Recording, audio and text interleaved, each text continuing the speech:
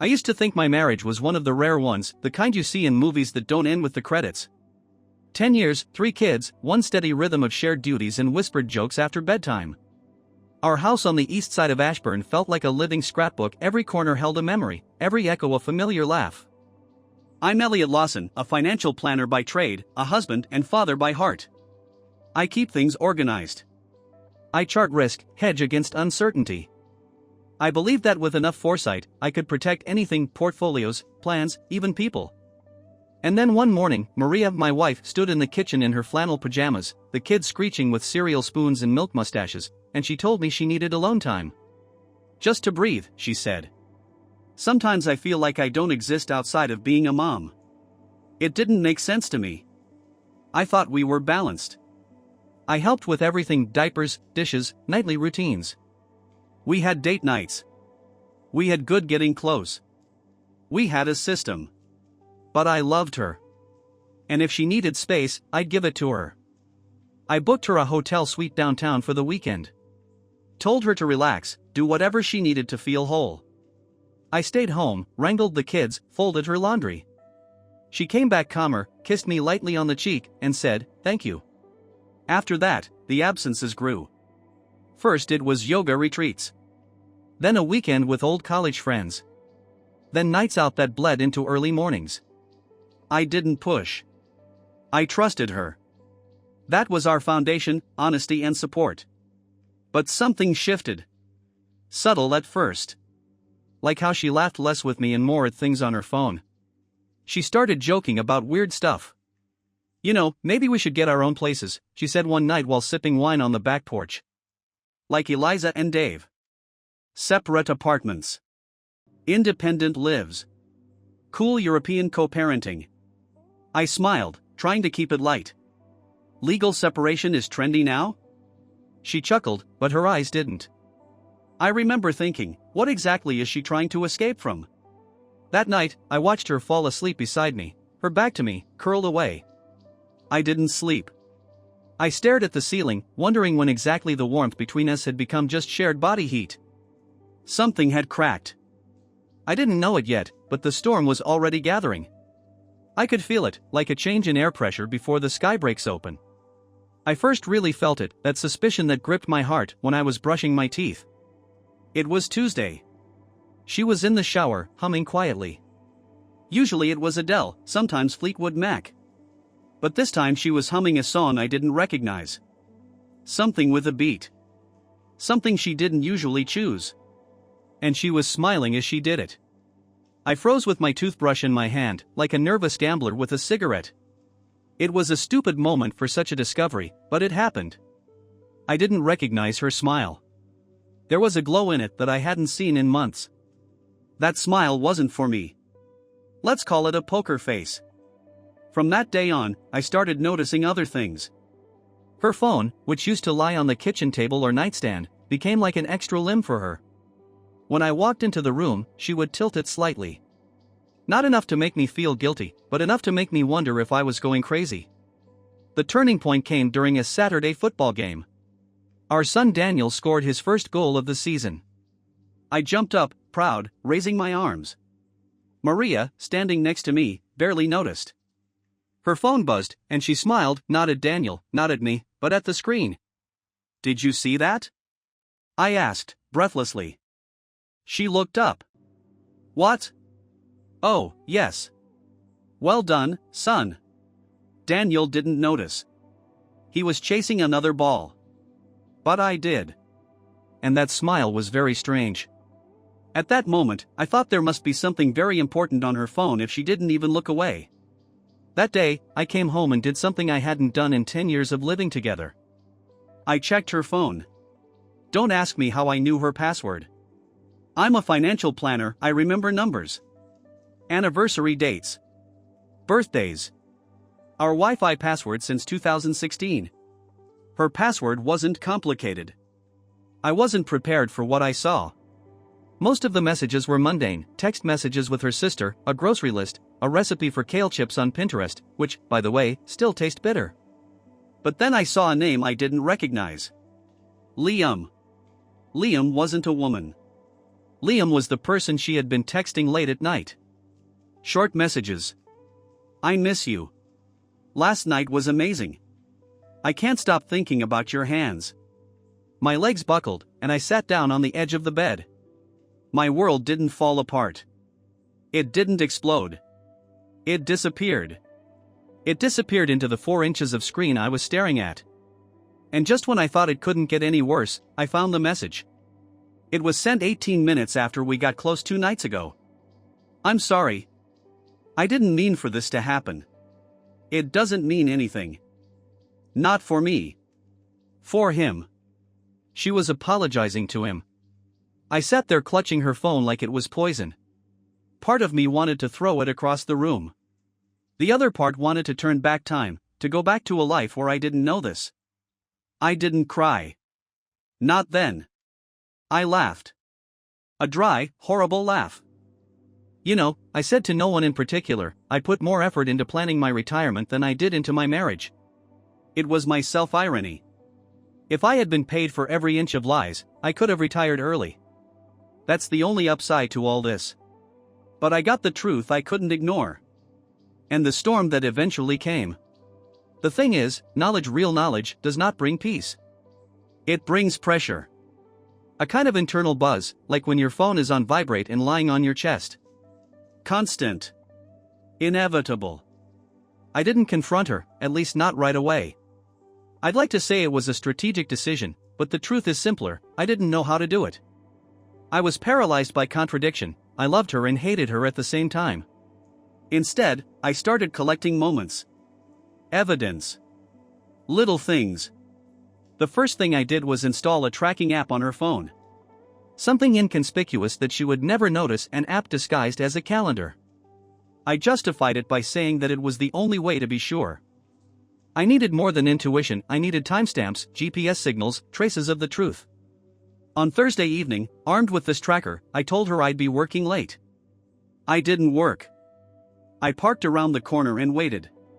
Sure enough, around 7:20, her phone showed up on the other side of town at an address I didn't recognize. A restaurant. Italian. She stayed there for 2 hours. She came home smelling of basil and excuses. Are you hungry? She asked as she walked past me. I had a bite to eat with Olivia. Olivia? I repeated. Yeah, she's going through a breakup. Long story. I nodded. Of course. I even smiled. That's how you smile when you know you're being robbed, but you wait until the thief is done. On Friday, I watched her get ready for one of her girls' nights. Curled hair, red lipstick, and the blue dress I bought her for our anniversary. She was wearing it for another man. Not for me. You look beautiful, I said. She looked surprised. Thank you, honey. She kissed me on the cheek. It was hell. That night, I opened a spreadsheet. Not for finances. For patterns. Time. Messages. Places. Liam. I started calling him that in my head, like he was a storm system. Liam, Category 4, emotional destruction expected. By Saturday, it was exhausting. I rehearsed fake normalcy like a bad actor in a soap opera. Smiled at the kids. Held her hand in the park. Listened to her talk about sales at the stores, and it started to get annoying. And then Sunday came. The kids were away for the weekend at my parents' house. She was in the shower. I sat on the couch, the TV off, staring at the soft glow of steam under the bathroom door. Her phone rang on the table. One message flashed on the screen. Liam, I miss your body. I didn't touch the phone. I just stared at it. Long enough to memorize it. Then I got up and went into the bathroom. She was rinsing the shampoo out of her hair. Steam fogged up the mirror. Seeing me through the foggy glass, she smiled in surprise. Hi, she said. I didn't answer. I just reached out and turned off the water. What the hell, she exclaimed. She came out, grabbing a towel. And I said, how long have you been sleeping with Liam? In every marriage, there is a pause when the truth can come out. A moment when someone can decide to lie or cry. Maria did neither. She blinked. Then she sat down on the toilet seat and hid her face in her hands. Elliot. Don't. My voice was calm, almost frightening. I sounded like someone else. Maybe like a version of myself from a parallel life. One where there was no betrayal. Or maybe like the version I became when I stopped believing in her. How long? Since March, she whispered. 8 months. 8 months of lies. 8 months of dinners together, bedtime stories, trips to the lake where she wrote to him under the covers. You apologized to him after we did getting close. She looked up. That hit her. Okay. Elliot, I didn't mean to. You didn't want me to find out. That's what you didn't want. We sat there. On the bathroom floor. A wet towel. The sound of the sink dripping. And then she cried. I didn't comfort her. I got up, went to the kitchen, and made myself a sandwich. Because grief makes you hungry. And betrayal makes you tired. And sometimes you make a turkey sandwich while your marriage is falling apart in the next room. I took a bite and laughed. Just once. Because I realized something. She wasn't the only one who had changed. I had too. After the disaster, a strange silence ensued, not calm, but numbness. Like when your ears ring after an explosion and you can't hear anything but your own heartbeat.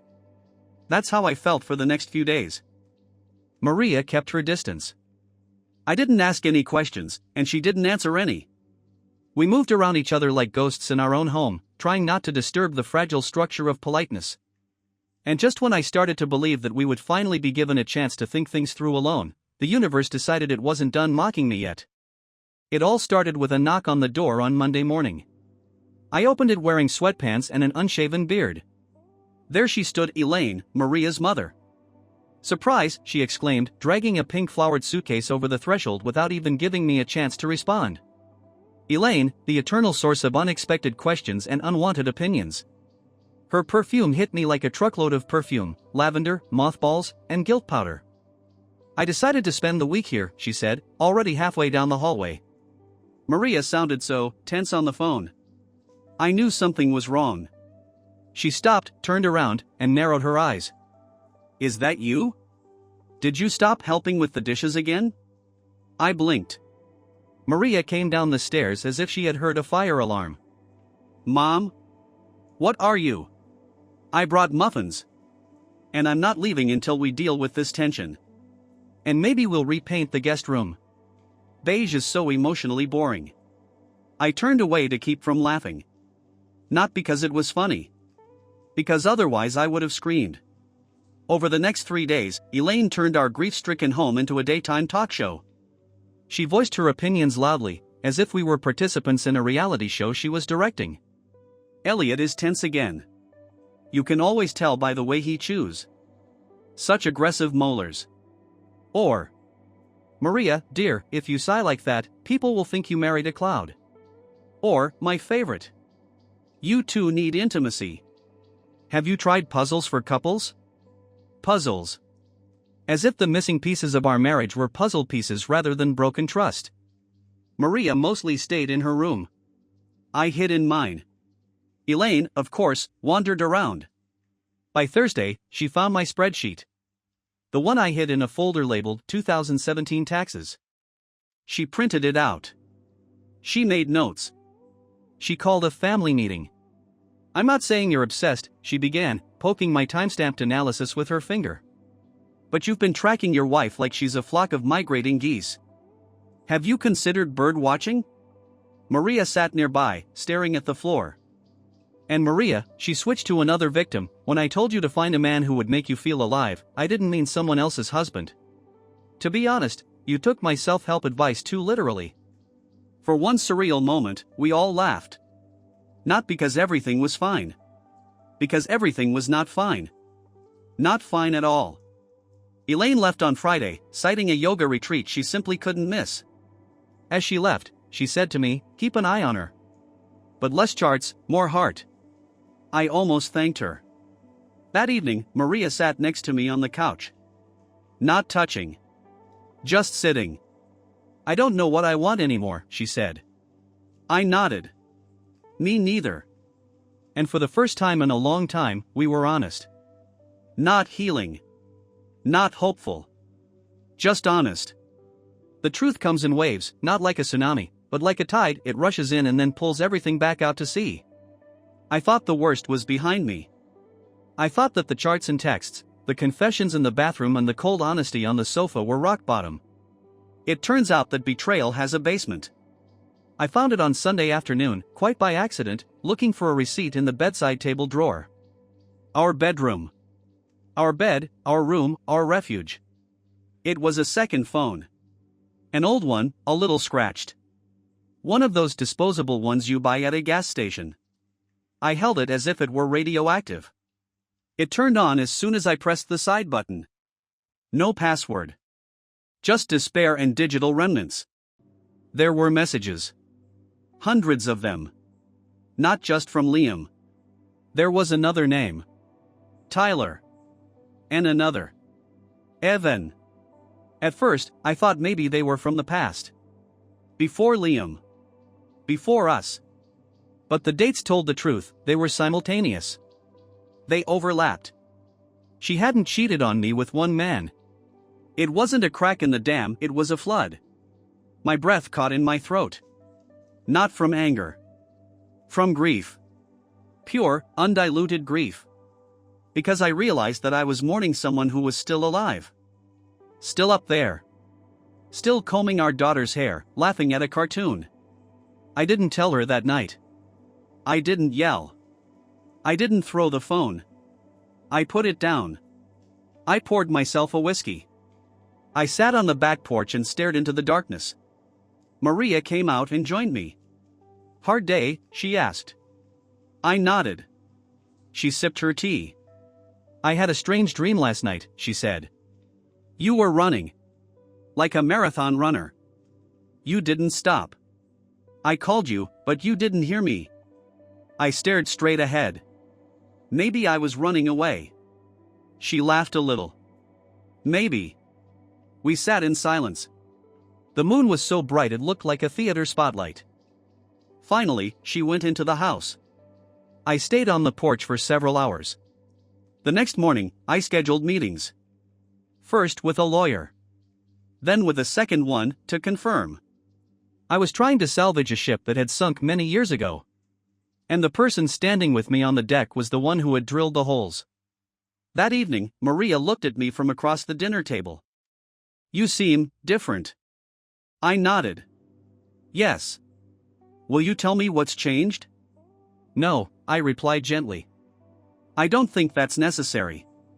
Because for the first time in all this time, I wasn't waiting for her to confess.